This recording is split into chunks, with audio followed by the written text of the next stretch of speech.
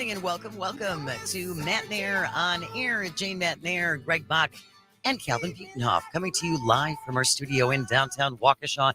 You can always join us. You can call, you can text. It's the same number, 855-752-4842. Leave a comment if you're watching on the live stream on Facebook, YouTube, and what used to be Twitter. We have a very busy show coming up today.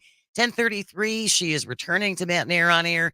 Andra Watkins is a New York Times bestselling author, and she also has a Substack called How Project 2025 Will Ruin Your Life. She also grew up in a Christian nationalist household, so she has a lot of insight I have not seen anywhere else on the Christian nationalist influence on Project 2025.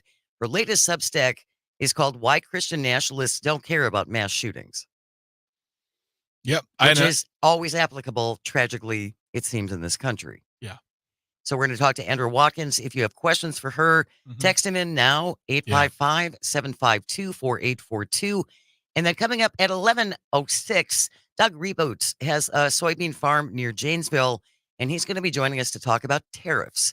J.D. Vance, Donald Trump, of course, talking about how across the board, massive tariffs is going to bring in all this money that's going to cover apparently free childcare for everyone. Oh, yeah. Not quite sure how that works. And the deficit will be gone and it's all going to be ducky. And so we're going to talk to someone who actually farms soybeans and find out how he feels about tariffs, how the earlier tariffs from other administrations have affected his business. I'm very curious to talk to him. And again, if you have a question, you can always text it in at 855-752-4842. Important contest kicking off today. Oh, heck yeah. Go for the green or gold, our statewide text to win contest. You do need to download the Civic Media app because when we give you the word in the 11 o'clock hour, you want to text in that word via the Civic Media app to whatever station you're listening to across the Civic Media network. The hourly, we play it at 7, 11, 1, and 4 p.m.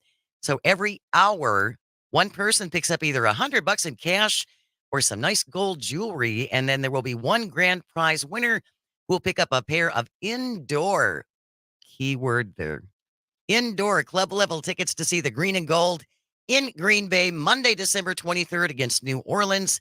So your chance, the first time during our show, 11 o'clock hour, listen for the keyword. You have time now to download the app. If you have not done so already, just go to your favorite app store and look for Civic Media. Download the app, and then you'll be ready coming up at 11 o'clock for the statewide Go for the Green or Gold text to win contest. Nice. I did want to do a little recap of some things that happened over the weekend because things tend to get lost and people have lives and don't necessarily pay the closest of attention to everything. But there was a possible second attempt trying to assassinate the former president. The man was arrested on Sunday and apparently spent the last couple of years trying to put together some kind of ragtag army to help defend Ukraine. Ryan Wesley Routh was taken into police custody Sunday. FBI agents searching his car, looking for clues for possible motives. They say he was allegedly crouched outside the Florida golf course with a rifle while Donald Trump played golf about 400 yards away, and a Secret Service member apparently saw the barrel of the gun pointing through the bushes, at which point they fired at him. He took off, but he was later arrested about 50 miles away. The 58-year-old has had some trouble in the past with law enforcement. He faced criminal charges for two separate incidents in 2002 for possessing a weapon of mass destruction. In December of 2002, armed with a machine gun, Roth barricaded himself in a roofing building in Greensboro, North Carolina for 3 hours. That began after he was pulled over for a traffic stop. So what did he do? Apparently he grabbed his handy dandy machine gun and went and holed himself up in this building. This is what we know right now. Obviously, there will be more details coming out as we learn more about this man. No one was injured. No one should be taking pot shots at any president or former president or any former or current official. Or anyone. Or anyone. Also, to be clear, he did not fire a single shot. He did not. Yeah. Thankfully he was caught beforehand. They spied him beforehand, and he is now in custody. They say he left behind rifle, backpacks with bullet-resistant ceramic plates, and a GoPro video recording device. Again, we'll have to wait and see what other details come out about this, but he has had prior run-ins with the law, and an earlier report I saw, the one that I'm looking at right now is from the Washington Post, said that he did vote for Donald Trump in 2016. I mean, this is what we know right now. This is what we know right now. It's also another fantastic opportunity for someone out there to talk about mental health. Mental health and access to weapons. Yep. Also, over the weekend, Two Rivers Police Department here in Wisconsin confirmed that human remains found on a privately owned hunting land are those of 3-year-old Elijah Vu, who's been missing for 7 months. He was first reported February 20th. He would have just turned 4 years old last month. Two Rivers Police Chief on Friday said the remains were found on private property about 3 miles from where he was first reported missing. The owner of the property found the remains as he was getting ready for hunting season. It's just a tragedy. Yeah. His mother, Katrina Bauer, and her boyfriend, Jesse Vang, were charged with felony child neglect in February. Obviously, there may be further charges coming, and anyone who has information is asked to contact Two Rivers Police Department. It's just a tragedy. Yeah. Just a tragedy. Hopefully, at least there's an end for those who are grieving. Closure, some kind of closure. Yeah. Tragically. But that was just a little recap of things that happened over the weekend. Others that happened over the weekend, of course, bomb threats now in Springfield, Ohio, closing schools last Thursday and Friday. Bomb threats in Springfield, Ohio shut down 2 hospitals over the weekend, affecting not just the immigrant community, but everyone in the community of Springfield, Ohio. And Republican Vice Presidential nominee J.D. Vance. Ohio Senator J.D. Vance stopped by CNN yesterday to talk to Dana Bash. Calvin, let's play that first clip from Dana Bash talking to J.D. Vance yesterday on CNN. Affirmatively say now that that is a rumor that has no basis with evidence?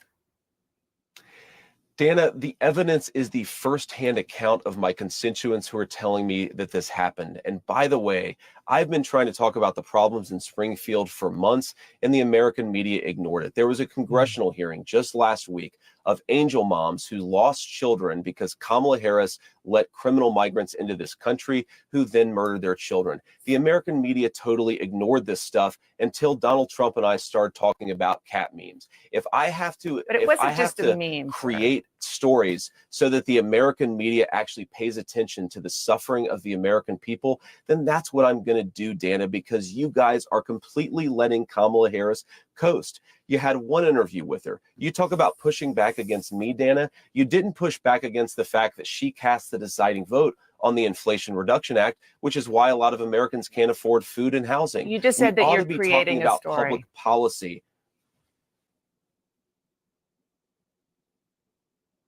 Sorry, you just said that you're creating the story. What's that, Dana? I can't hear you. You just said that this is a story that you created. So the eating dogs and cats thing is not. We are creating. Dana, it comes from firsthand accounts from my constituents. I say that we're creating a story, meaning we're creating the American media focusing on it. Wait, I didn't create 20,000 illegal migrants coming into Springfield. A minute, JD, wait a minute. Had I known you could be so just, earnest, I would have told my parents all the time, Mother, Father, I did not lie. I created a story about my report card getting stolen. That's why I don't have it. I created a narrative for the American people. He just admitted he created this story based on memes that has now resulted in bomb threats and school closures. But he did this to get people to pay attention because otherwise the media doesn't pay attention. Well, the whole Springfield, he said, I've been talking about this for months. No, you haven't. This hasn't been a for months thing. He wants to bring it back to those young kids who were killed by apparently immigrants or illegal immigrants, but they always want to talk about these three girls. These three girls, they always, that Stephen Miller brought it up in the conversation with that reporter we talked about last week. Yep. And these are horrible stories. These are horrible stories, but if three people are all you have, this is not something that creates such a rush of terror that we need to be threatening the lives of citizens, immigrants who are here. Wait, what's that word, Jane? Legally. Yes. They're here legally. Yes. And PBS, we played a portion of this last week. Yep. PBS went to Springfield, Ohio, talked to a manufacturing company that has 30 Haitians as employees. Yep. He sang their praises, and one of the workers that they spoke to moved to Springfield in 2018. Now, correct me if I'm wrong. Donald Trump was president in 2018. Is that accurate? I thought Barack Obama's been president since Donald Trump took. I thought he's just been president the whole time. It's all his fault, right? It's the Democrats. Kamala was the president then, right? No. She wasn't, and she wasn't even vice president then. Oh, Donald Trump was president in 2018 when these Haitian immigrants began coming to Springfield, Ohio. They are not here illegally. They're under temporary protected status, I believe. And there's something that I brought up to you. I'll say this really quick, and we'll talk about this further down the road, which is this is the Republicans' dream. People coming to this country legally, working, paying tax, getting themselves rooted in the American culture and the dream. And it's not good enough. It's not good enough for them because it doesn't fit their narrative. They've moved the goalposts again because that's what they do whenever they say, well, do this. You're like, well, they did that. They're here legally. They love it. People in Springfield like them. Well, I guess I heard they're eating cats. We're going to continue this conversation. We see you on the phone line, Bill. Don't hang up. 855-752-4842. You're listening to Matenaer On Air. This is the Civic Media Radio Network.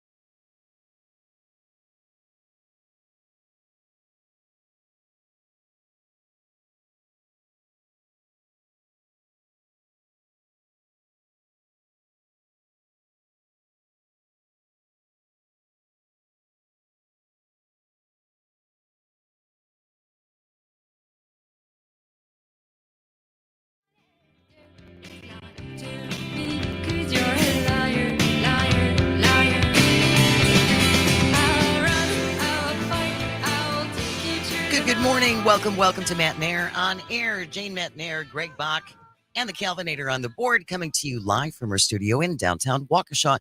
You can join us, call or text, same number, 855-752-4842. Leave a comment if you're watching on the live stream on Facebook, YouTube, and what used to be Twitter, talking about Ohio Senator J.D. Vance yesterday appearing on CNN, talking to Dana Bash, essentially admitting he made up this story about Haitian immigrants in Springfield, Ohio, eating cats and dogs, and he made it up to bring attention to the issues of immigrants. And when we talked about this last week, yes, social services are being pushed. Schools are being pushed. Hospitals are being pushed. This is happening in cities that don't have large immigrant populations too. Talk to your state government about not funding your cities properly. Ohio, by the way, run by Republicans, Republican governor. The mayor of this town is a Republican, Republican legislature. Talk to your local state officials about getting more funding for your cities. The governor's son sits on the Ohio Supreme Court. The DeWines are just, a nice little dynasty there. But to DeWine's credit, he Yes. put out a press release saying we are going to send aid. We're going to send help. He did take a dig at the federal government. It's like, not their problem. It's your problem, my friend. You have to handle this.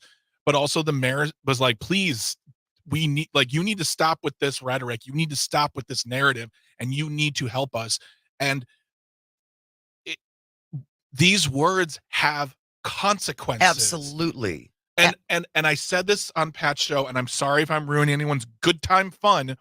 Whether you find the Haitian immigration thing deplorable, and they're there eating cat, whether you're putting memes up about it that are like denigrating them, or putting memes up that are making fun of Republicans or those who are, this does not solve the issue. This does not solve the problem at all. No, it doesn't. I mean, they had to close schools last week because of bomb threats. They had to close hospitals over the weekend because of bomb threats. The Proud Boys showed up in Springfield, Ohio yesterday to march with their little neo-Nazi flags.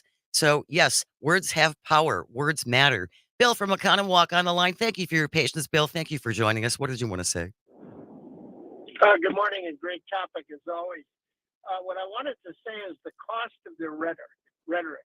Their cost, and correct me if I'm wrong, is already in the millions, with schools shutting down, with bomb threats, with the Proud Boys, millions. Their lying rhetoric is costing taxpayers millions.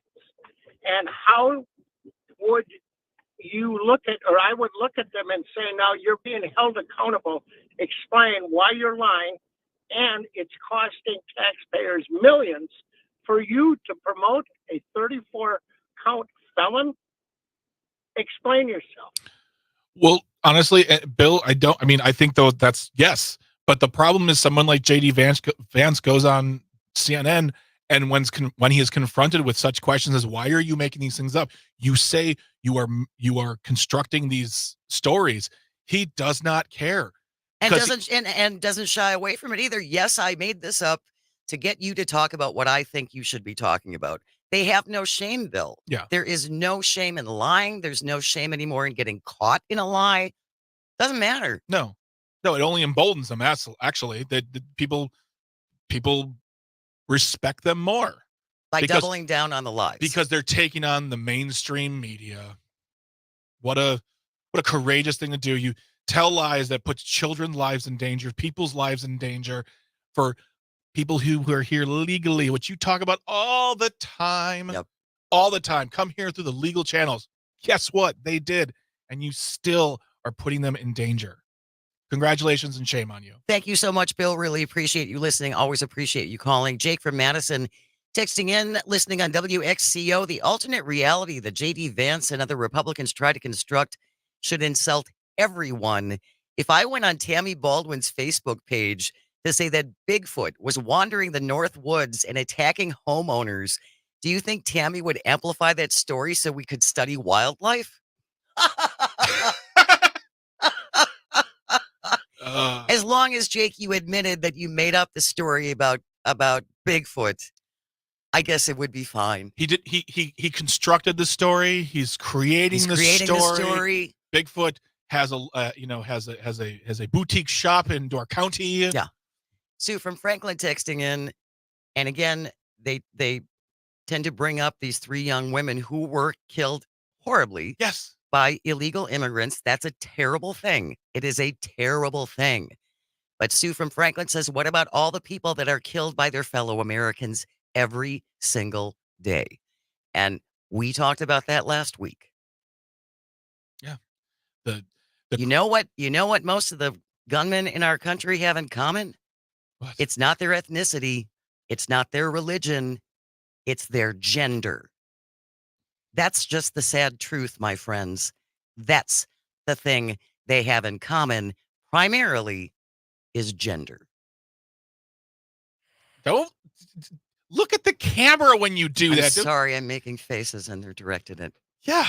Greg. I mean, the statistics just say that they're mostly dudes. And I mean, it's now is not a time to get into a mental health discussion. We have to move on to other things. But I mean, what more do they want? And I mean that from what they say is like, I'm not gonna stop driving this in the ground. You want people to come to this country and celebrate it and to embrace it and to be part of our culture. And that's exactly what they did. And the people of Springfield, Ohio took them in. It wasn't a problem until a week and a half ago. I have seen an earlier timeline when JD Vance started dropping some things in about I think hospital services being strained. But that's the thing is, okay, great. That's a great We conversation. have the same problem in Western Wisconsin. Yeah, and the governor gave money to the city to help ease the pains of those strains. And what happened to that money? Hmm. Our Republican-led legislature is still sitting Oh, no, on it. I'm talking about Ohio.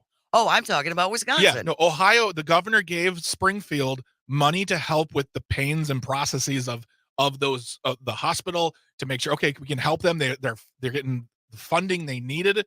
Cool. That's a great conversation. If a population gets bigger and there are problems, let's start solve it from a state level. Absolutely. Let's not tell out and out lies. And now they're in the middle of, I mean, I don't even know what it's like to be in Springfield right now. And it's never going to go away. It's always going to be their legacy. No one knew about Springfield, Ohio until a week and a half ago. And I've seen some things now that the Trump-Vance campaign plans to stop there. Oh, grand. Yeah, and I don't know how that's going to help the citizens of that community. $50 says the mayor says, please don't come. He just might. Yeah. You think that'll stop them? Never. Please. Never. Not going to make any difference. Never. News is coming up, and don't forget our new Go for the Green or Gold statewide text to win contest.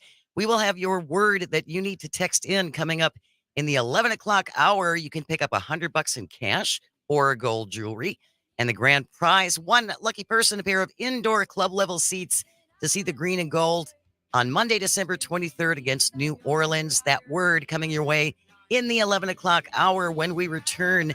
New York Times bestselling author Andra Watkins returns. We're going to talk about why Christian nationalists just don't care about mass shootings in this country. Stay close. You are listening to Matenaer On Air, coming to you across the vast Civic Media Radio Network.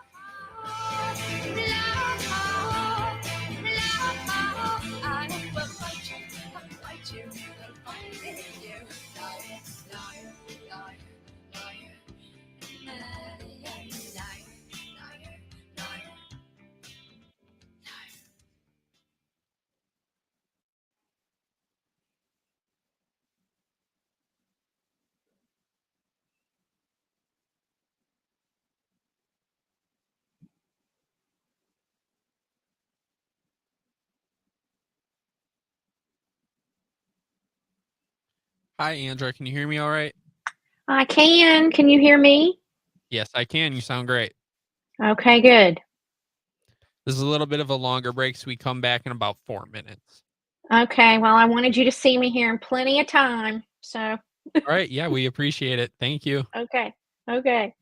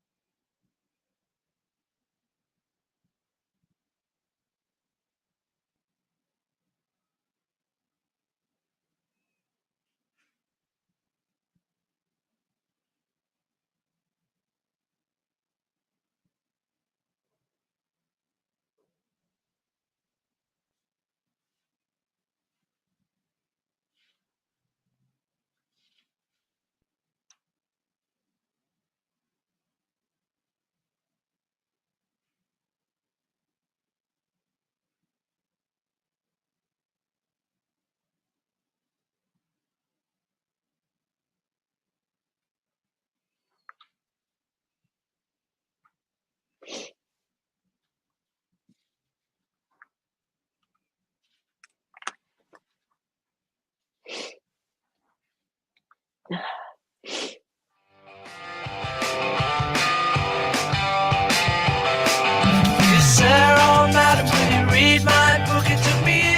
morning and welcome to Matenaer On Air. Jane Matenaer, Greg Bach, and Calviente on the board, coming to you from our studio in downtown Waukesha.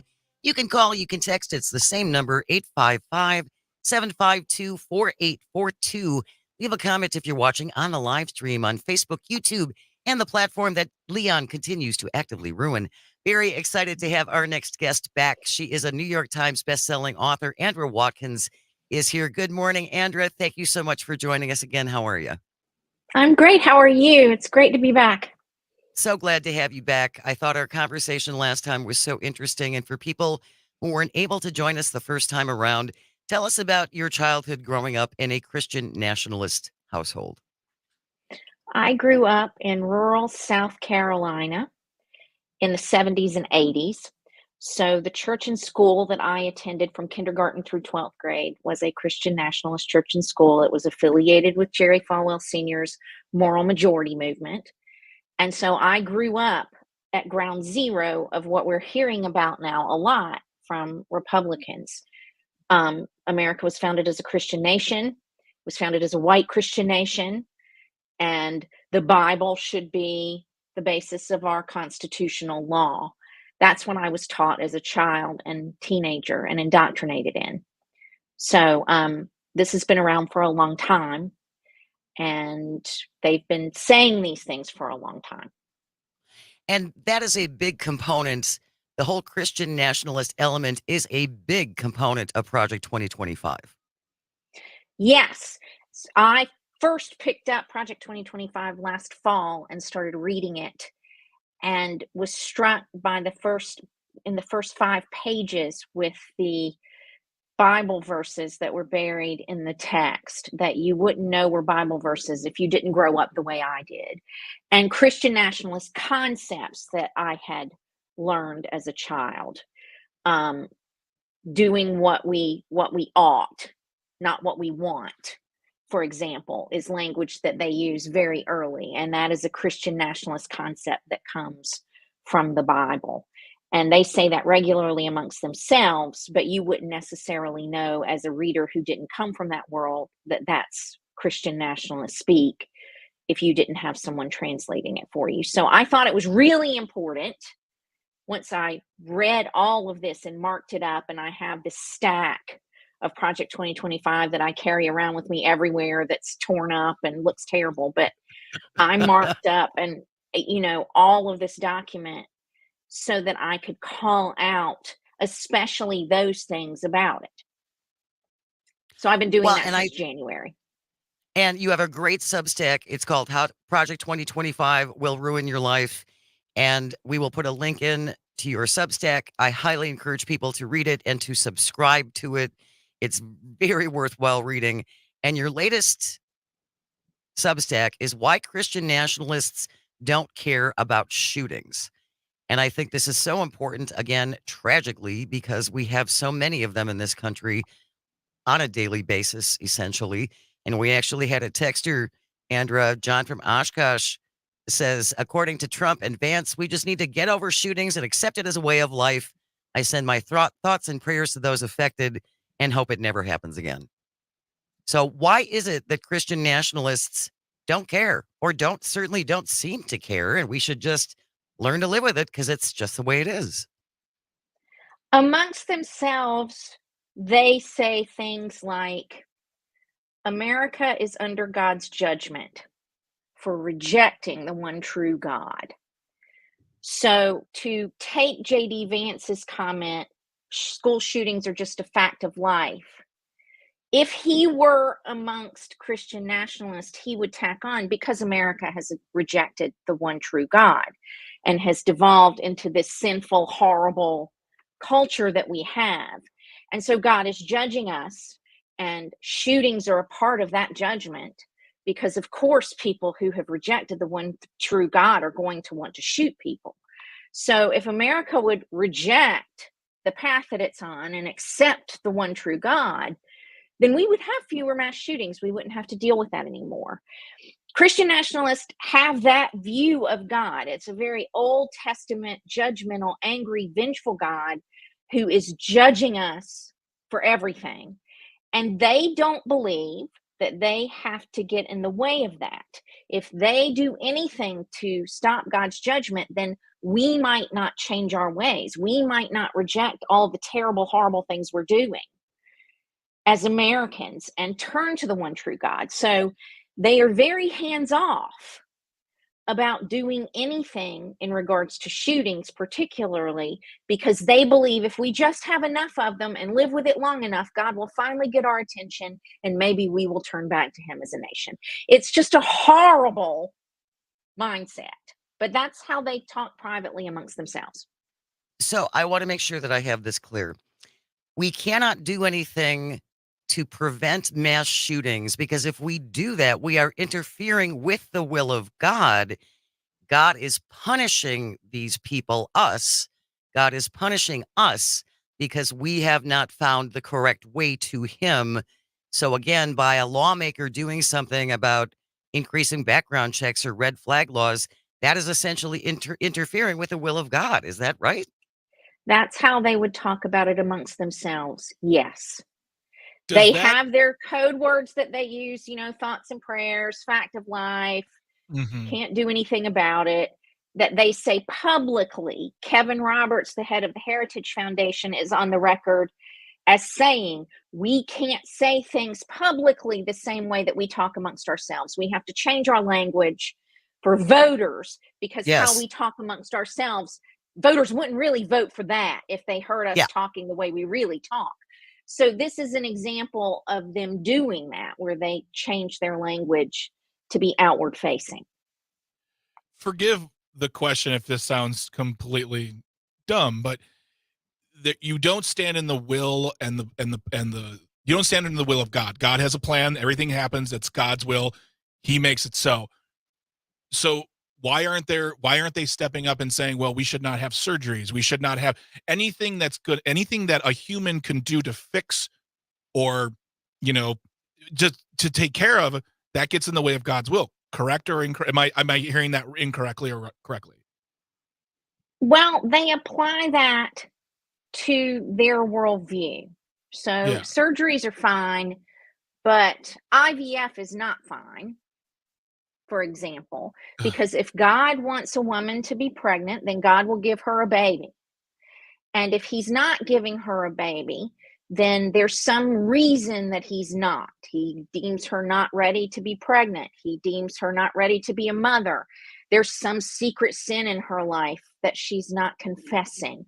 This is all the stuff they say amongst themselves. They also say that when women miscarry. So in that world, nobody would ever talk about that amongst themselves because that was secretly gossiped about as another piece of, well, God is judging her for some secret sin, some hidden thing that's not right with him. So, they apply that to things that fit their worldview. But of course, if it helps them, if it's a surgery that will save their life, that's not abortion or anything to do with, reproductive bodily autonomy or bodily autonomy in general vis-a-vis transgender surgeries and transitioning. Of course, they would be fine with surgeries, but anything that they would apply God's judgment to would not be fine. Well, again, they get to pick and choose. Yeah, and It's a very picky, choosy kind of thing. I'm gonna follow this piece because I like this piece. This other stuff, maybe not so much. Again, it's if everything is God's will, as Greg said, and you get cancer, shouldn't you just have cancer? But no, in Well, this and instance, it's like, there well, are no. extremists who would say that, but not all of them do. But on the extreme end, there are ones who would say, well, you should just die because that's God's will. And don't forget, little blue pills for men. That's totally fine. Those were created by God on the 8th day, and they're cool, man. Andrew, the question I have then is you just mentioned the going towards the old school God of Smiting. smiting, smoting, the jealous, the wrathful. where do they pick up the New Testament ideas of the loving and there's more senses of equality in the New Testament, love thy neighbor, things like that, Jesus' word. Where does that come into it, or does it come into it all? It's just love Jesus, he's your savior, but let's go back to those first books. That's where all the good stuff happens. Well, in the Sermon on the Mount, Jesus says, I didn't come to replace the law, which is the Old Testament. So, they take that out of context and say the Bible is all God's word and we should be living by all of it. So we want to have our cake. Yeah, Jesus died for me. Yay, Jesus. But we also want to eat it too by going back to the Old Testament and going, some of this Old Testament smitey God stuff is really awesome and we can control people with it. So we're going to pick and choose what we want to amplify to regulate people's behavior and try to control them. So that's really what Christian nationalists have done. They pick and choose what they want to use from Smitey God, the Old Testament God, and still claim that Jesus died for them. So it's right. If you're just joining us, she is a New York Times bestselling author. Andra Watkins is our guest, and she has a great Substack called How Project 2025 Will Ruin Your Life. I highly encourage you to read it and subscribe to her Substack. It's very, very informative. Going back to the picking and choosing, because I can remember Pat Robertson on the 700 Club, Andra, when there would be some natural disaster, or there was the shooting at the gay nightclub in Florida. Well, that's God. God did that because God hates gays, and so that's that. And you allowed it to happen. And yeah, but when it's a natural disaster, hurricane that hits a southern state where there's lots of churchgoers, you never hear them say, well, you must have done something bad, Southern Alabama, because you just got creamed. So repent. But in general, they view climate change as God's judgment. All of these natural disasters collectively are God's judgment. And unfortunately, sometimes they have to suffer too, because the rest of us are such horrible sinners. So, that is how they thread that needle with natural disasters. More natural disasters are, again, God judging America for its rejection of him. And us sinners are the reason why good people are suffering. Yes. Okay. It's our fault when they suffer. And something I had said to Jane before, and I thought this was more maybe the case because, the notion of why would a Christian nationalist bother with climate change or helping when they don't see the earth as a viable place anyways? It's about the ascension into heaven as Jesus as their Lord and Savior. I thought maybe the same thing took to honestly gun violence. It's like gun violence will happen, but if you're saved, you're going to heaven. So it doesn't really matter in the first place. I never saw it from the point of view of, well, if you're not getting right by God, of course it's going to happen because he's Smitey God. Yeah. Yeah. That's a new one, by the way, Andra. Smitey God. We might make t-shirts out of that. But I do think that, the whole picking and choosing goes back to man shall not lie with man in Leviticus, but yet they skip all the other rules in Leviticus about no shellfish and no tattoos and no women cutting their hair and no wearing mixed clothing of mixed fibers. And there's a whole bunch of rules in Leviticus that are like, yeah, meh, we like pigs. I love bacon. We'll let that one slide. And also the original text says men shall not lay down with boy. It's about pedophilia, not about homosexuality. Andra Watkins is our guest. We're going to continue our conversation, how Project 2025 will ruin your life. Why don't Christian nationalists care about gun violence in this country? Stay close. You are listening to Matenaer On Air. This is the Civic Media Radio Network.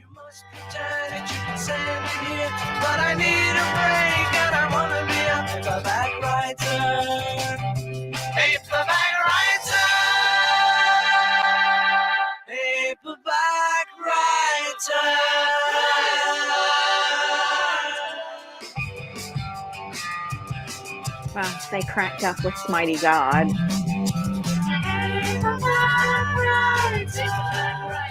Yeah, I'm on a break now. But I have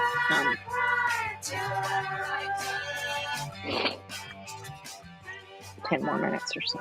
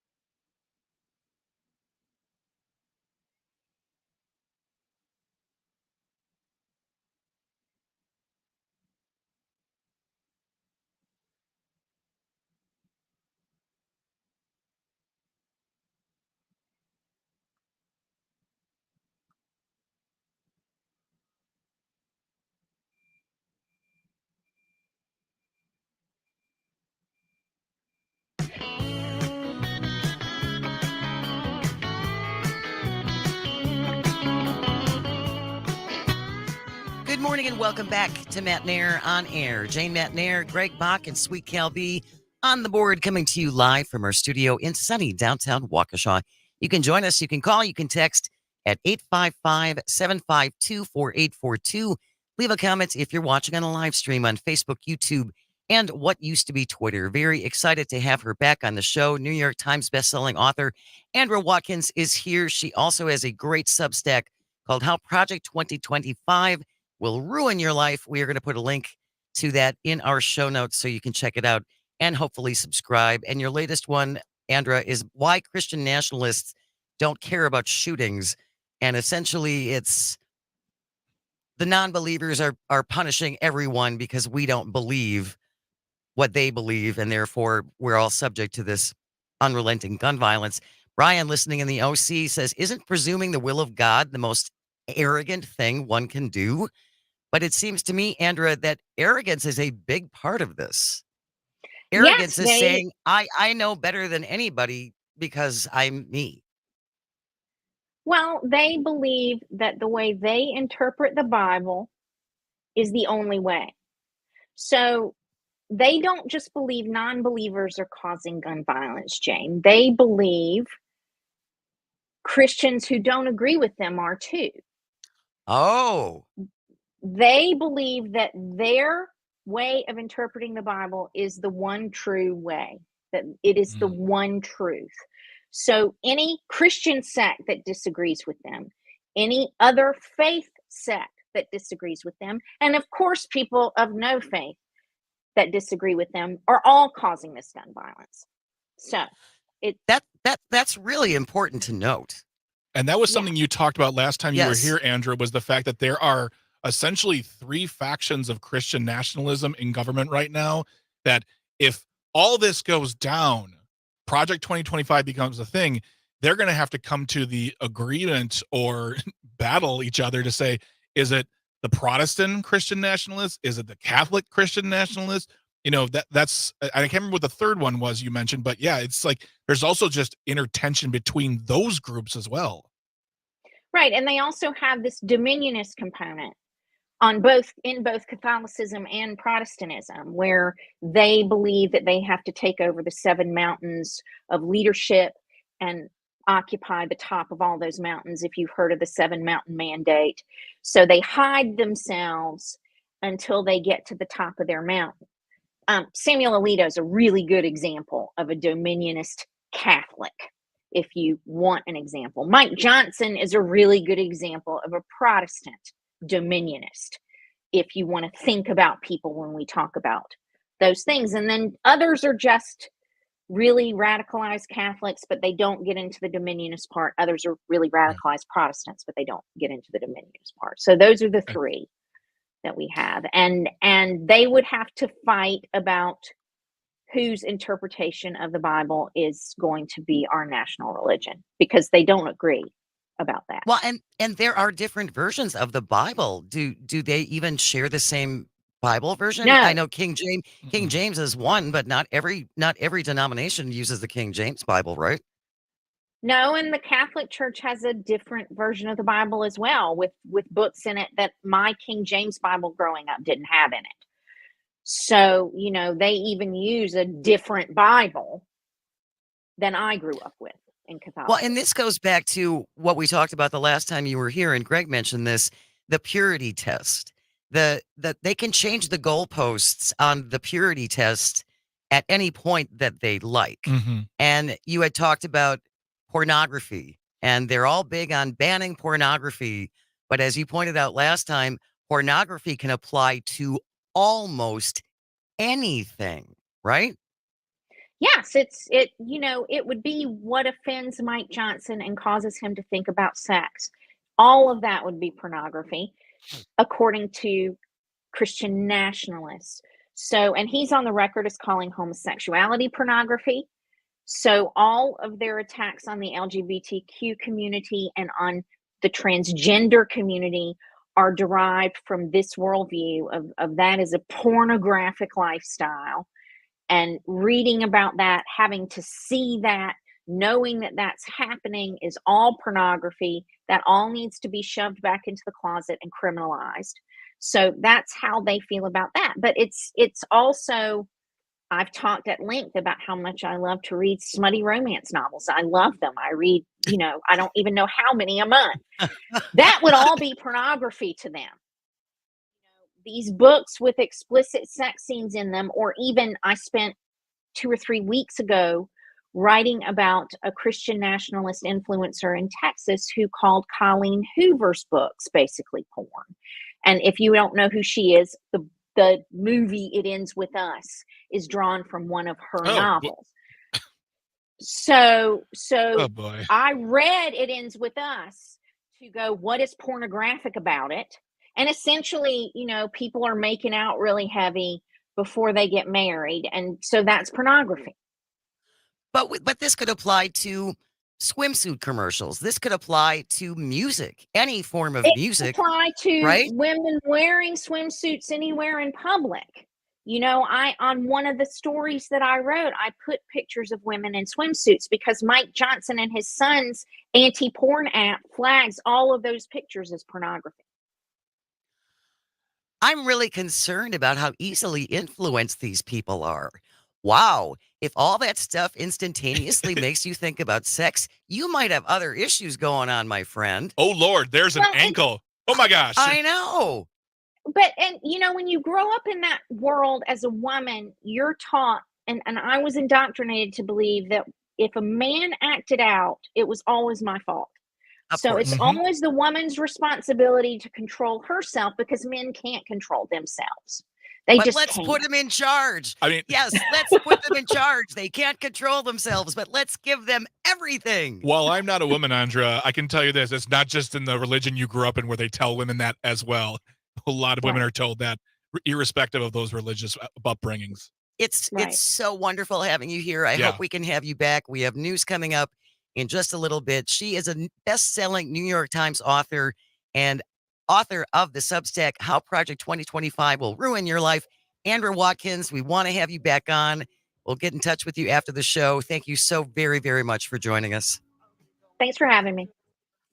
News is next. When we come back, we're talking tariffs. Stay close. You're listening to Matenaer On Air. This is the Civic Media Radio Network.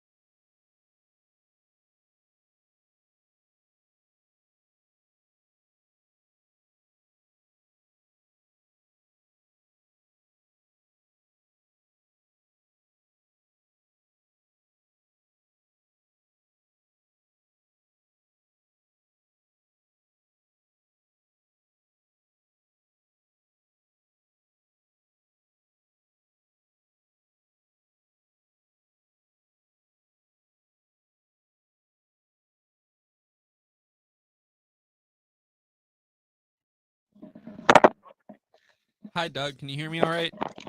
Yep, I can hear you. Can you hear me? Yes, I can. Then just to make sure we have it right, how do you say your last name? ReBoot. ReBoot. Okay, perfect. Thank you so much. Yep.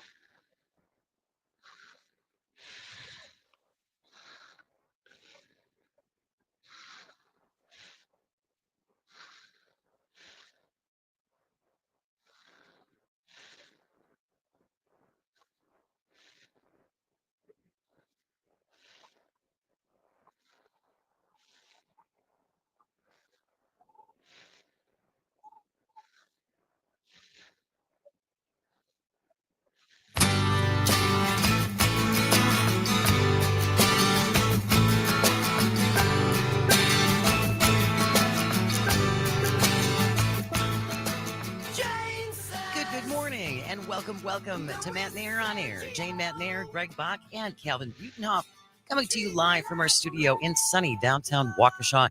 You can always join the conversation. You can call or you can text. It's the same number, and you can leave a comment on the live stream on Facebook, YouTube, and what used to be Twitter. Right now, before we get to our next guest, Very excited to have him here. We're going to talk about tariffs and soybeans. But first, it is our Go for the Green or Gold statewide text to win contest. You need the Civic Media app because you have to text in using the Civic Media app in order to enter this contest. The word this hour is fall. F-A-L-L. The word you want to text via the Civic Media app is fall. F-A-L-L. We're going to play this every day in the 7, 11, 1, and 4 o'clock hours. This is statewide. Every hour we play the contest, one person will pick up either $100 in cash or some lovely gold jewelry. And the grand prize for everybody who enters, a pair of indoor club level tickets to see the green and gold Monday, December 23rd in Green Bay against New Orleans. The word this hour is fall. Here we go. F-A-L-L. Make sure you download the Civic Media app. It's free. You can get them wherever you get your apps. All right. Excited, as I said, to welcome our next guest. He has a soybean farm operation outside of Janesville. Doug ReBoot is here. He's with the Wisconsin Soybean Association. Good morning, Doug. Thank you so much for joining us. Good morning. Doug, how long have you been farming in Wisconsin? I'm farming on the farm that I grew up on. I was born and raised here and still going, and 56 years later. Good for you. Good for you. So your family have been farmers. You're still farming the homestead, I assume. Yes, we are. And has it always been soybeans? Were you always a soybean grower? Our farm originally started off, we were a dairy farm, and we sold our cows in 2020. But over the years, we expanded our crop operation, and we're mostly corn and soybeans, our two main, and we raise some alfalfa and winter wheat along with it. Well, J.D. Vance, who is the Republican vice presidential nominee, J.D. Vance has said that tariffs are not going to affect us. He essentially said that plans for higher tariffs on U.S. imports will help offset his expanding tax cuts proposals if they are elected in November. So, what is your experience with tariffs, Doug, and what kind of impact does that have on you as a soybean farmer in Wisconsin? Well, from past experience, whenever tariffs are placed on foreign countries, especially China, they don't just sit back and say, okay, we're going to pay this. They do say, hey, we're going to get our money back, or, you know, do something back. And it seemed easy 4 years ago, 5 years ago, to put tariffs and impact the farmers. And, just by saying, okay, well, if we're paying tariffs, we can't afford to import as many of the agricultural products as we were going to. And with China being such a huge import, they import so many of our egg products that when they cut down on what they're buying from us, it affects our prices. And it can affect us big time. Well, I would think, as you just pointed out, Doug, that we impose these tariffs on China. China's like, fine, we're not going to export as many of this that our farmers need, and therefore that cost is shoved onto you. You have to come up with the extra money because there's going to be fewer of these products, and competition is going to be greater for these products that you all need. Is that accurate? Oh, that is very accurate. I mean, so on the farm, we're kind of getting hit both ways. They're not buying our products, so that's affecting our prices. And then they're not shipping over stuff that we need on the farm, whether it's steel for, to build a new bin, or, to fix the stuff that we have. And so we're sitting here either paying a lot more money or trying to figure out how to do without it. And so we're not spending that money then. If we can't get it, okay, we're resourceful. We will figure out another way. But then that just means we're not spending money back into the economy. And that seems, Doug, a conversation, a theme that we seem to be talking about when we speak to farmers is how at the end of the day, the farmers are the ones who kind of suffer the most when it comes to whether it's policy or whatnot. It's like you just want to do your job. You want to farm. You want to get the crop out there so you can make the money, support your livelihood, and you have to bob and weave within this political game. Yeah, that's exactly the way, you described it perfectly. We just want to say here, we want to farm. We want to get paid a decent price for our product. We are raising, our crops, the dairy farmers, the milk that we're producing. We're producing some of the best products in the world. And so, we want to get paid for it. We want to make a living. We want to be able to pay for the stuff that we have. We're not sitting here going, oh, we want to get rich on it. We just want to be able to keep going and keep our family farms going. If you're just joining us, Doug ReBoot is our guest. He is a soybean farmer outside of Janesville and the vice president of the Wisconsin Soybean Association. And we're talking about the impact of tariffs on Wisconsin farmers and what this would mean. This seems to be a big talking point for Donald Trump and J.D. Vance on increasing tariffs and how this is going to solve so many of our problems and apparently just produce so much money that J.D. Vance kind of alluded that we won't have to worry about paying for childcare and all these things. And the deficit won't go up because we're just going to be bringing in so much money. And it just always seems to me, Doug, the farmers, you guys are always getting shafted in some shape or form.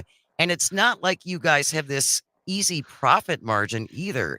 Nobody's going into farming, like you said, to get rich. You're not going into farming so you can buy a Jaguar. No, what we're doing, it's a huge investment. Oh, it would be nice if we could do that. Car or but, animal, it doesn't on the matter. Farm, just to have the money to go out and buy nice things. Yeah, that would be nice. And I'll say we do have some nice things. I'm going to sit here and go, poor me. But, the money we're bringing in, we're reinvesting back into our farms. The price of equipment nowadays is not cheap. Right now we're getting into the harvest season. If you need a new combine, well, a farm our size, we farm a little over 4,000 acres.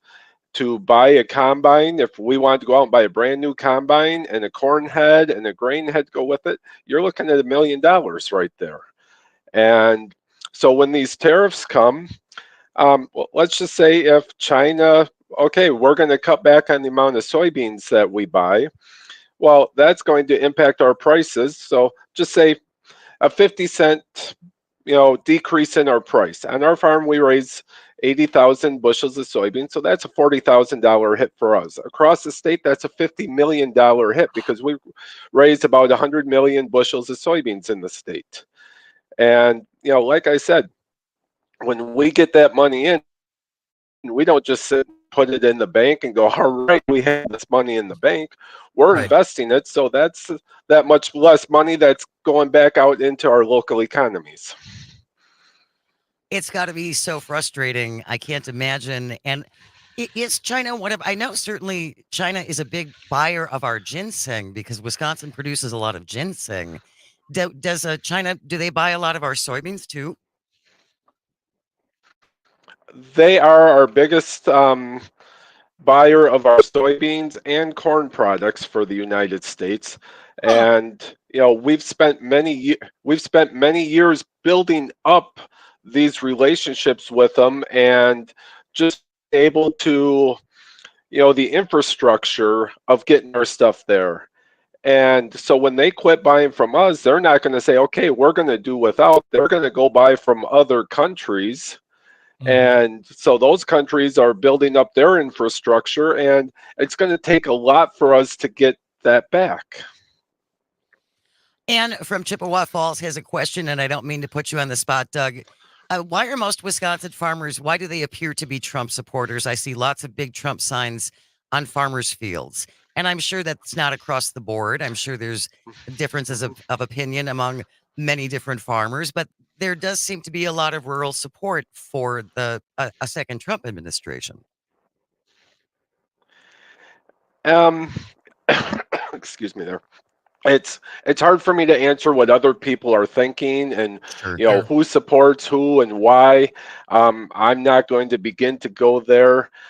Historically, farmers are more Republican, and I will say in 2016, yeah, there was huge support for President Trump. Talking to some of my friends, you may see those signs out there, but it's not as rampant as it was back in 2016. I'll say that. Maybe not quite as passionate. Yeah. Not quite as passionate. Yes. We're going to Yes. continue the conversation. If you can spare the time, Doug, can you stay for a second segment? Yes, I can do that. That would be great. Doug ReBoot rather, is a soybean farmer outside of Janesville, farming on the family homestead, and also the vice president of the Wisconsin Soybean Association. Mark from Prairie du Sac, I see you on the line. If you can hang on for just a second, we're going to continue our discussion about tariffs and Wisconsin farmers. You are listening to Matenaer On Air. This is the Civic Media Radio Network. She takes a swing, man. She can't have. She don't mean no harm. She just don't know what else to do about it. Jane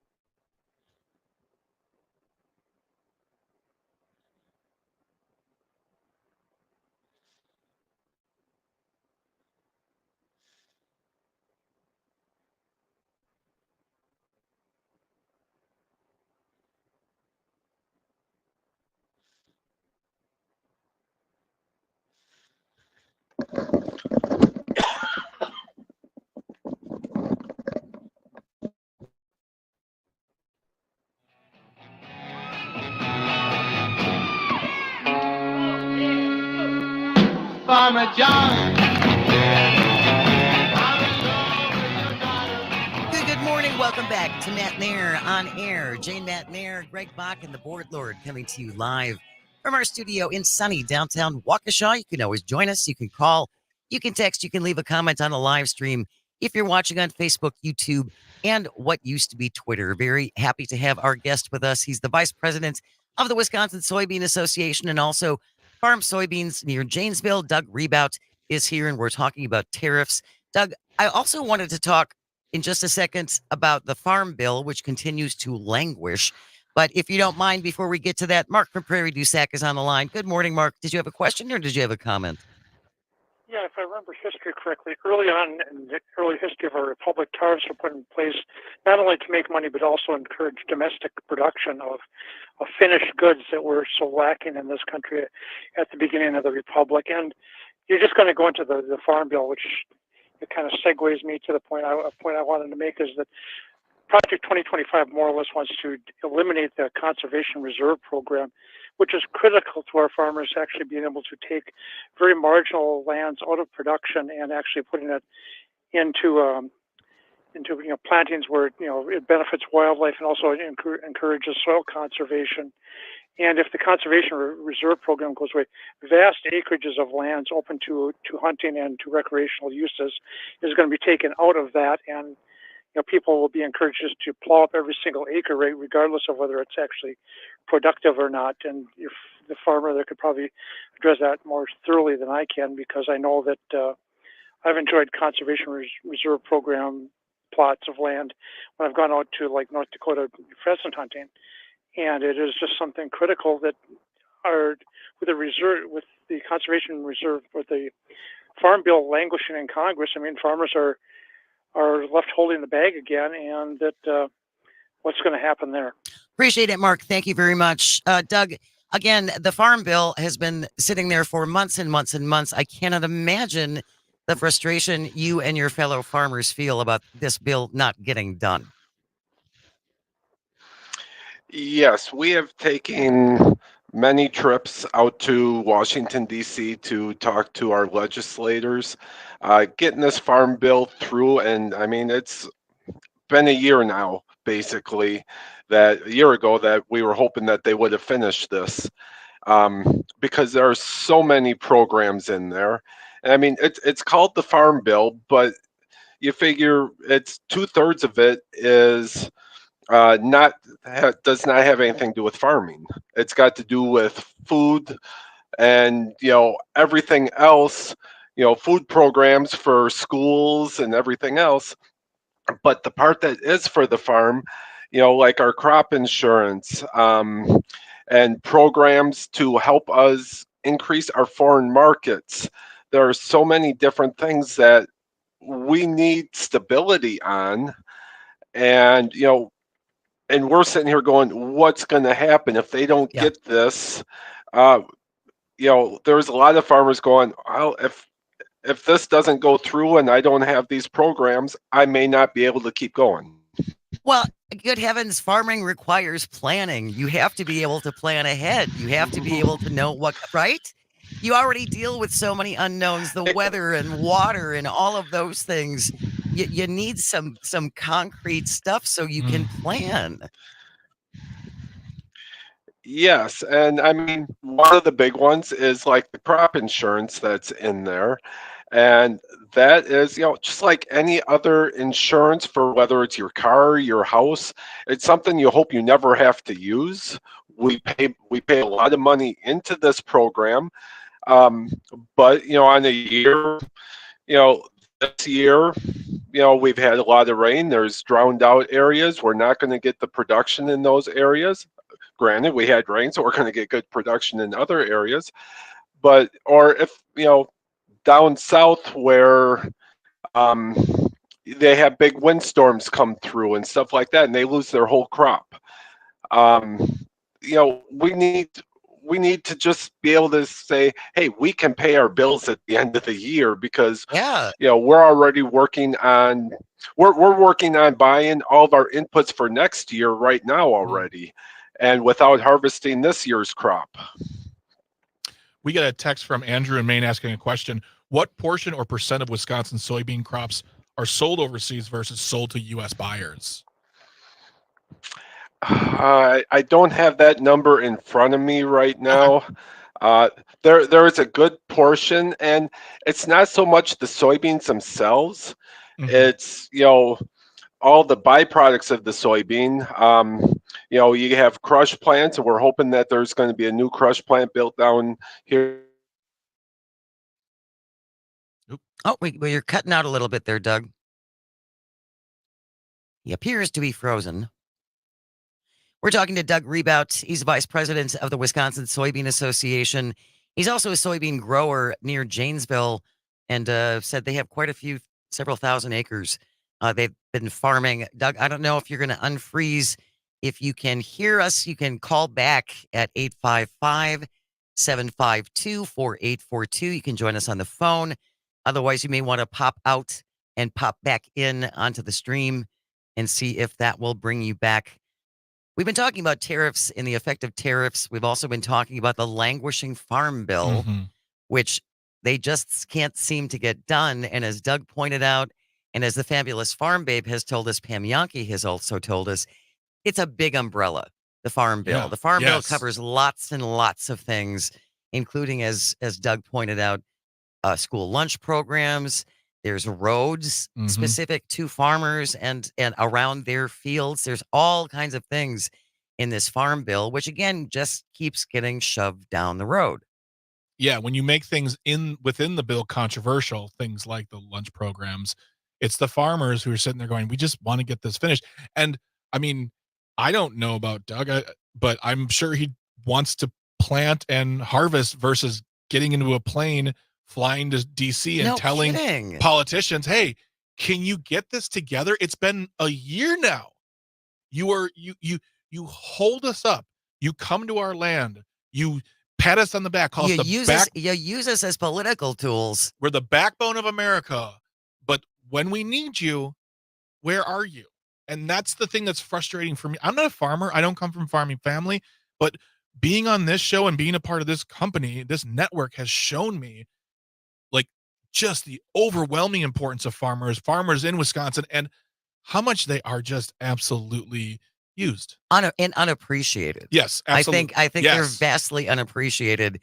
And as you said, doing this show and just listening to other shows on the network, I have learned so much and have such vast respect for America's farmers and Wisconsin's farmers. And as Doug said at the beginning, he's still farming the family farm, Yep. the family homestead. That's what they love. That's what they want to do. They want to get their products out. They want to feed us. $1 million for a combine plus Can you accessories. imagine? $1 million. All right. News is coming up next.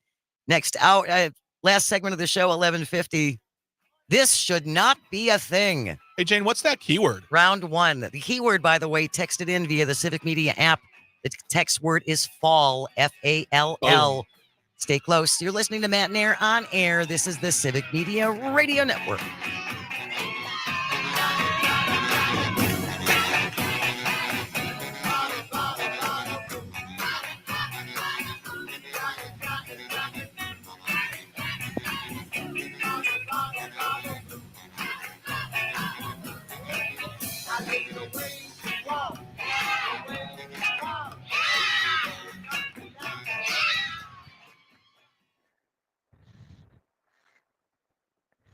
Can you guys hear me?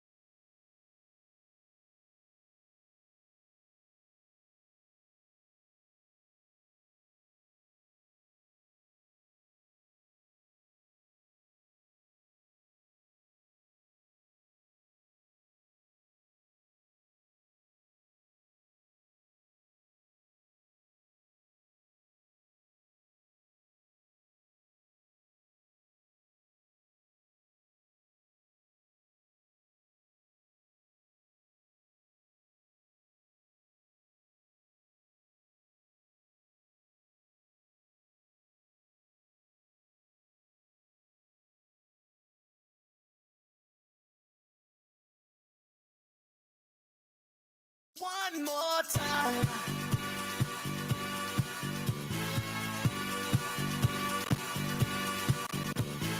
Good morning and welcome back to Matenaer On Air. Jane Matenaer, Greg Bach, and the Calvinator on the board coming to you from our studio in downtown Waukesha. It is the statewide text to win contest, Greg Bach. What? Go for the green or gold statewide text to win contest. You have until noon via the Civic Media app. Free Free Civic Media. I finally remembered that one. A free Civic Media app. Text the word fall, F-A-L-L. Whatever station you're listening to across the network, you can be listening in Oshkosh, you can be listening in Amory, wherever. Text via the Civic Media app. Text the word fall, F-A-L-L. And then every hour that we play, 7 a.m., 11 a.m., 1 p.m., and 4 p.m., one person is going to pick up either $100 in cash or some lovely gold jewelry. And the grand prize, a pair of indoor club level tickets to see the green and gold in Green Bay Monday 23rd against New Orleans. Text the word fall, F-A-L-L, via the Civic Media app, and good luck. I've sat in those club seats. Pretty nice, I bet. Very warm. Yeah, the one Green Bay game I went to. You've only been to one? Only one. Oh, wow. It was in December. Oh, and the temperature at game time was 11. 11 what? Degrees. We spent a lot of time in the bathroom because that was the warmest place we could find. I've seen them play probably 4 times. The club level was probably the best because you take your jacket off. It wasn't that cold to begin with. It was like October. Well, no, it was preseason. But it was still like you're just comfy. Oh yeah, you're just excited. You're just laying back, and then you go to the one. You're like, oh, the seats are really good, but the seats are frozen, and so is my tuchus. Yeah, you're sitting on aluminum seats, and it's in December. It can be chilly, so this is great. Yeah. This is great. Text the word fall, F-A-L-L. Todd Alba will have a different word for you on his show coming up in the 1 o'clock hour. Right before we went to the news, we were talking to Doug ReBoot, who is a soybean farmer and the vice president of the Soybean Association here in Wisconsin, about tariffs. J.D. Vance, Donald Trump, talking about how increasing tariffs are going to fix all of our financial problems and everything's going to be ducky. And that doesn't necessarily translate to what Doug was telling us. No. But Tom from LA has been waiting on the line, I assume, to comment about that. Good morning, Tom. Thanks for your patience. Good morning, Jane. Good morning, Greg. First, I just want to say that Eric Hovde and JD Vance, or jdweirdo.com, I think we're from the same parentage because of the fact that he's just so weird. I saw Eric Hovde again trying to spout his Wisconsin roots by going to the Badger game and the Packer game. And he was like, I don't know if Jordan Love is going to be playing today. It's like everybody in Wisconsin knows that Jordan Love wasn't going to play yesterday. Yeah. I don't keep up with football, and I knew that. Awkward and weird. Also, just in terms of the soybean issue or the farmer issue, is that with the food programs like SNAP and programs like that, like he was saying that actually affects the farm bill. But what's very interesting is that when they give $1 of food stamps out, it actually produces $1.60 back to the economy. So we need to really get that farm bill passed, but we need to get it not by cutting the necessities of food programs, but we need to actually increase the food programs. So therefore, the farmers can get their bill passed. Well, I think Republicans are never going to go along with that because they just want to basically, strip everything that's good about a program. You're not wrong, Tom. Yeah. And the fact that Derek Van Orden, champion of the farmer, champion of farmers, is doing nothing. No, in Western Wisconsin. He's got a challenger. We'll see how Rebecca Cook can do up against Derek Van Orden, but he hasn't done anything for Wisconsin's farmers, and that's one of the things that he ran on. He's on record.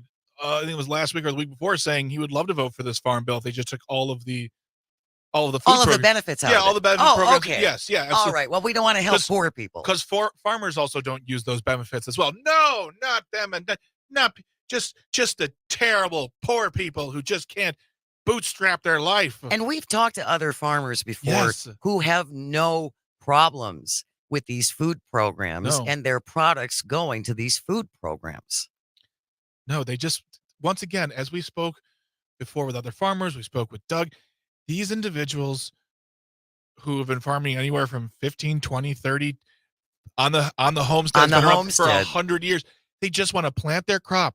They want to harvest the crop. They want to sell that crop, and they want to make money to invest in new equipment, invest in new products, and make a living and just have a good life. That's Yes. all that, but constantly just being screwed with by anyone in DC, and they have to sit there and they have to fly to DC and probably put on a suit and have to shake hands with someone who's gonna be like, I met with the farmers today, Jane. Yes, I did my part. I did my part. Those farmers, those are the backbones. Oh, wait, money for poor people? No, thank you. Sorry. Yeah, I cannot imagine the level of frustration among our farmers. No, it's because they get they get used by both sides. Yeah. They get used by all sides as their ping pong ball. And then when it comes time to actually do something on their behalf, we let them sit. Yeah. And as Doug pointed out, they have to plan for things. Yep.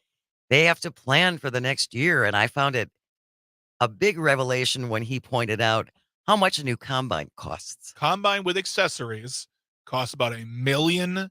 How many farmers who are not corporate have that sitting around? Have that just sitting around. They have to go to a bank, get a loan, and now they're in another form of debt on top of probably a home, other equipment, their barn. When he talks about crop insurance. Yeah. And now more now than ever before, Yeah. they Oh need my crop gosh. insurance. Oh my gosh, there was so much rain this year. Yeah. So I'm just going to say this. If Kamala wins and either the majority is even more razor thin in the House and the Senate, in the House, and the Democrats have any sort of power, Democrats, show some gumption here. You better step up, man. Step up and take control of this narrative and just push this through. Do what you say and push it through. Stand up for these farmers that you tout as the backbone of this state and this country, and help them. And then maybe we won't see so many Trump signs in farmer fields. Maybe honestly, I don't even care about that, because just help them. Yeah. That's all I care about. Yeah. Just help them. We are going to move on. And this is something that came out last week, maybe even a couple of weeks ago, and we haven't had a chance to get to it yet. But I find this very disturbing. Yeah. And this is an article from the Tampa Bay Times. Isaac Manash remembers when he was at a farmer's market last year. Mm-hmm. So this Florida resident is at a farmer's market last year, and someone asked him if he would be willing to sign a petition to get Florida's abortion amendment on the ballot. He said yes. And so he signed this. Yeah. I've run into this. People have come to my door with petitions. I've seen them at fairs. I've seen them in other places. Here's the petition we want to get on the ballot. Can you sign this? We need X number of signatures in order for this to go through. So Mr. Manash said yes. He signed this petition.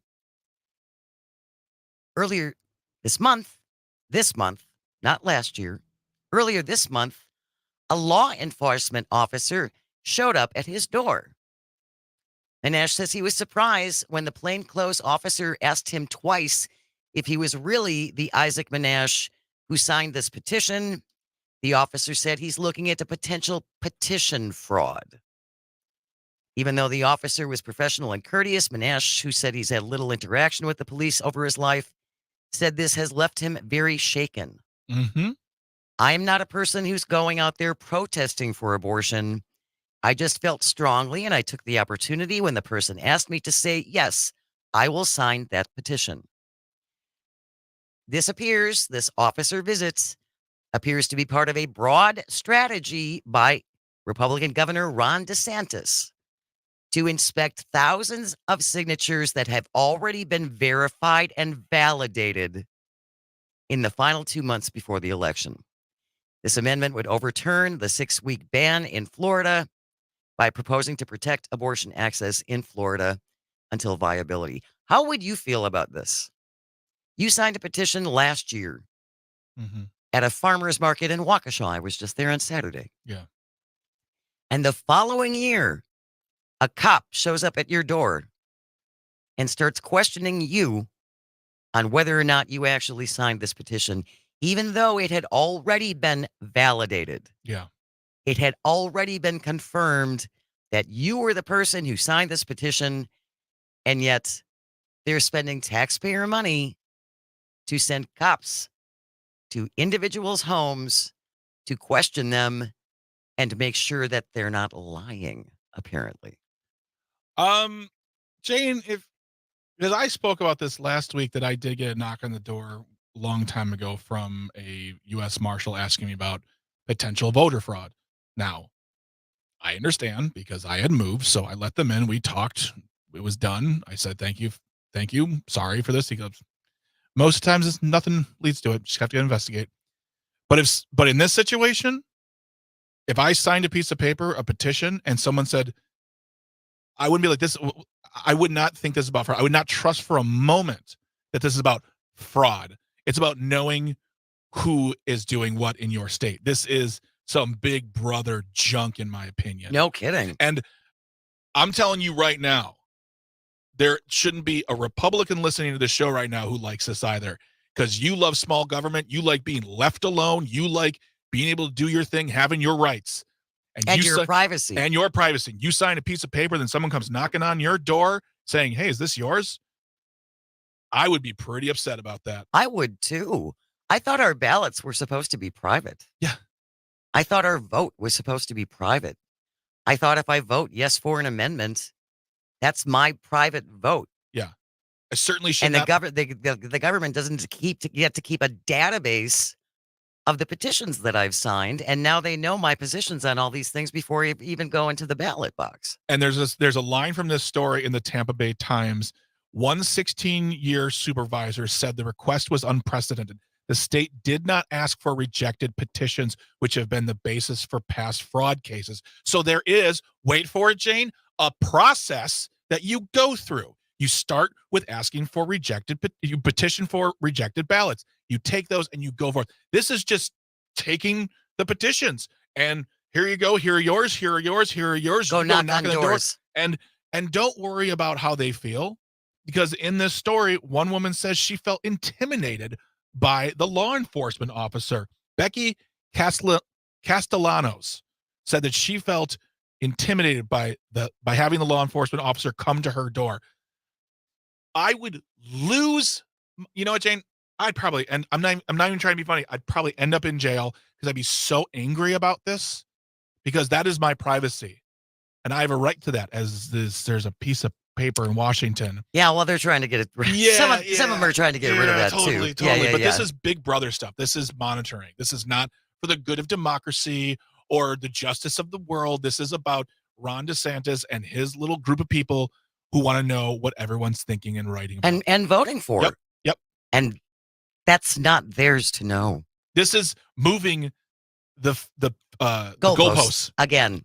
Checking up on you. Hey, Jane, I know you voted for Ron DeSantis, but what's this? What's this thing? Are you sure you want to do this? Are you sure you support a free America that makes women not be free? Because that's what Florida's about.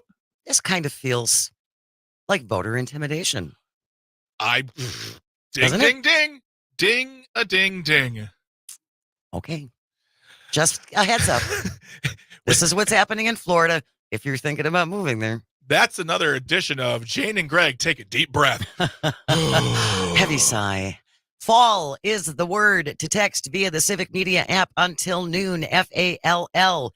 For our statewide text to win, go for the green and gold contest. When we return, this should not be a thing. A debut edition. Stay with us. You are listening to Matenaer On Air. This is the Civic Media Radio Network. We're gonna celebrate and dance so free. One more time, this got me feeling so free. We're gonna celebrate and dance so free. One more time, this got me feeling so free. We're gonna celebrate and dance so free. One more time, this got me feeling so free. We're gonna celebrate and dance so free.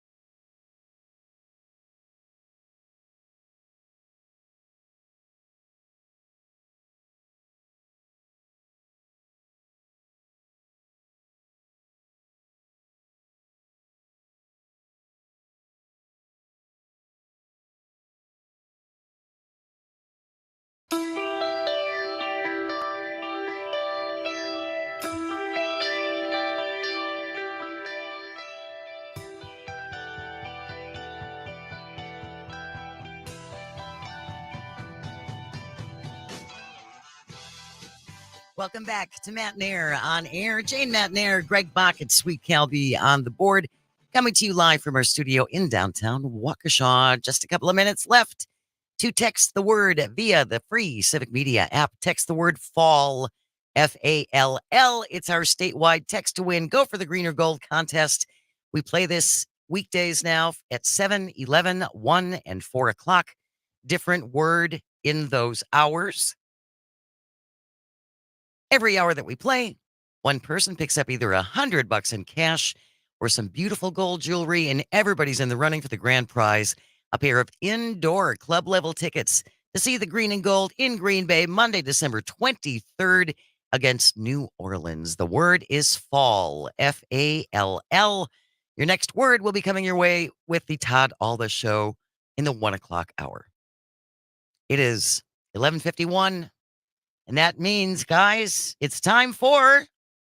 This shouldn't be a thing. This shouldn't be a thing. If we ever do a live show, I'm doing that on stage. so many things that should not be a thing.